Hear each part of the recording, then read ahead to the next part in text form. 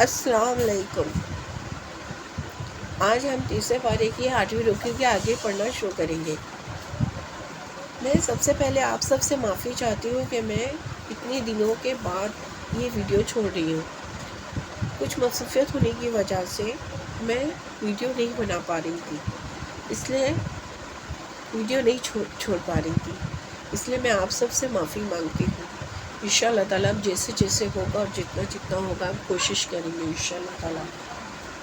چلیے آج ہم اس کے آگے کنٹینیو کرتے ہیں۔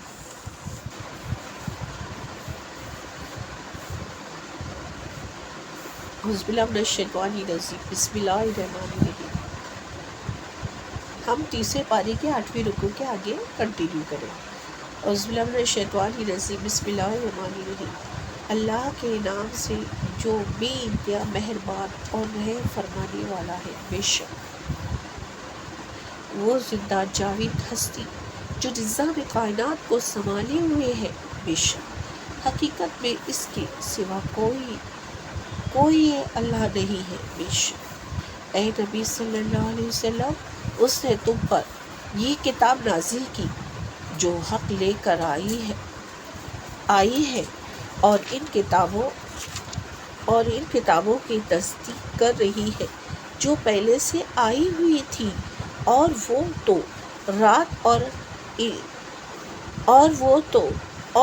تورات اور انجیل نازل کر چکا ہے۔ اس سے پہلے انسانوں کی ہدایت کے لیے اس نے وہ کسوٹی اتاری ہے جو حق اور باطل کا فرق دکھانے والی ہے۔ اب جو لوگ اللہ کے فرمان کو قبول کرنے سے انکار کریں ان کو یقیناً سخت سزا ملے گی۔ اللہ بے پناہ طاقت کا مالک ہے، بے شک برائی کا بدلہ دینے والا ہے۔ بے شک زمین اور آسمان کی کوئی چیز اللہ سے پوشیدہ نہیں، بے شک وہی تو ہے جو تمہاری ماؤں کے پیٹ میں تمہاری صورتیں جیسی چاہتا ہے بناتا ہے۔ اسے زبردست حکمت والے کے سوا کوئی اور اللہ نہیں ہے۔ اس زبردست حکمت والے کے سوا کوئی اور اللہ نہیں ہے۔ بے شک اے نبی صلی اللہ علیہ وسلم، وہی اللہ ہے جس نے یہ کتاب تم پر نازل کی ہے۔ اس کتاب میں 2 طرح کی ہدایت ہے، ایک محکمات جو کتاب کی اصل بنیاد ہے، اور دوسری متشابہات جن لوگوں کے دل میں ٹیڑے ہیں وہ فتنے کی تلاش میں ہمیشہ متشابہات ہی کے پیچھے پڑے رہتے ہیں اور ان کے معنی پہنانے کی کوشش کیا کرتے ہیں، حالانکہ ان کا حقیقت مفہوم اللہ کے سوا کوئی نہیں جانتا، برخلاف اس کے جو لوگ علم میں پختہ کار ہیں وہ کہتے ہیں کہ ہمارے ان پر ایمان ہے اور یہ سب ہمارے رب ہی کی طرف سے ہے، اور سچ یہ ہے کہ کسی چیز سے صحیح سبق صرف دانش مند لوگ ہی حاصل کرتے ہیں، اور وہ اللہ سے دعا کرتے ہیں کہ اے پروردگار، جب تو ہمیں سیدھے راستے پر لگا چکا ہے تو پھر کہیں ہمارے دلوں کو خجی میں مبتلا نہ کر دیجیے گا، ہمیں اپنے خزانۂ فیض سے رحمت عطا کر کہ تو ہی فیض حقیقی ہے۔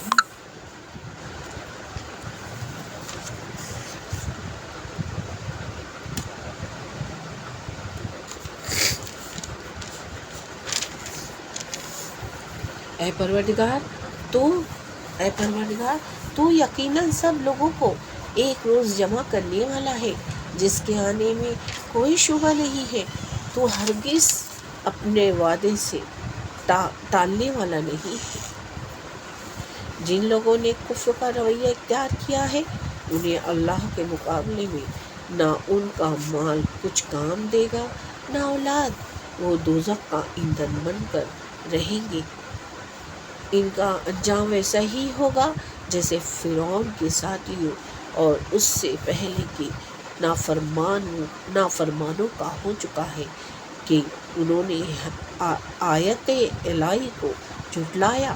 نتیجہ یہ ہوا کہ اللہ نے ان کے گناہوں پر انہیں پکڑ لیا، اور حق یہ ہے کہ اللہ سخت سزا دینے والا ہے۔ بے شک پس اے نبی صلی اللہ علیہ وسلم، جن لوگوں نے تمہاری دعوت کو قبول کرنے سے انکار کر دیا ہے، ان سے کہہ دو کہ قریب ہے وہ وقت جب تم مغلوب ہو جاؤ گے اور جہنم کی طرف ہانکے جاؤ گے، اور جہنم بڑی ہی برا ٹھکانہ ہے تمہارے لیے۔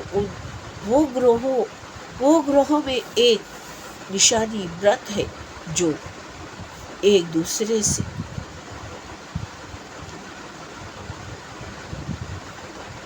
نبر و آزما ہوئے۔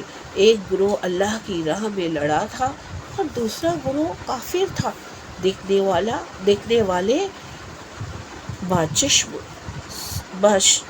سر دیکھ رہے تھے۔ کافر گروہ و مومن گروہ سے دو چند ہے، مگر نتیجے نے ثابت کر دیا کہ اللہ اپنی فتح و نصرت سے جس کو چاہتا ہے مدد دیتا ہے۔ دیدار بینائی رکھنے والے کے لیے اس میں بڑا سبق پوشیدہ ہے۔ لوگوں کے لیے مرغوبات نفس یعنی عورتیں، اولاد، سونے چاندی کی ڈھیر اور چیدہ گھوڑے، مویشی اور زرعی زمینیں بڑی خوش آئندہ بنا دی گئی ہے، مگر یہ سب دنیا کی چند روز زندگی کے سامان ہیں۔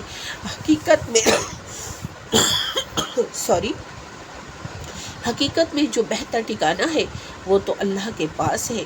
کہو میں تمہیں بتاؤں کہ ان سے زیادہ اچھی چیز کیا ہے؟ جو لوگ تقوی کی روشن اختیار کریں، ان کے لیے ان کے رب کے پاس باغ ہے جس کے نیچے نہریں بہتی ہوں گی، اور وہاں انہیں ہمیشگی کی زندگی حاصل ہوگی۔ پاکیزہ بیویاں ان کی رفیق ہوں گی۔ اللہ کی رضا سے وہ سرفرز ہوں گے۔ اللہ اپنے بندوں کے رویے پر گہری نظر رکھتا ہے۔ بے شک اس میں کوئی شک نہیں، اللہ ہر چیز دیکھ رہا ہے، ہر چیز سن رہا ہے، ہر چیز کا حساب ہے ہمارے رب کے پاس۔ یہ وہ لوگ ہیں جو کہتے ہیں کہ مالک ہم ایمان لائے، ہماری خطاؤں سے درگزر فرما اور ہمیں آتش دوزخ سے بچا لے۔ یہ لوگ صبر کرنے والے ہیں، راست باز ہے، فرما بردار اور فیض ہے، اور رات کی آخری گھڑیوں میں اللہ سے مغفرت کی دعائیں مانگا کرتے ہیں۔ اللہ نے خود اس بات کی شہادت دی ہے کہ اس کے سوا کوئی اللہ نہیں ہے۔ فرشتے اور سب اہل علم بھی راستی اور انصاف کے ساتھ اس پر گواہ ہے کہ اس زبردست حاکم کے سوا فی الواقع کوئی اللہ نہیں ہے۔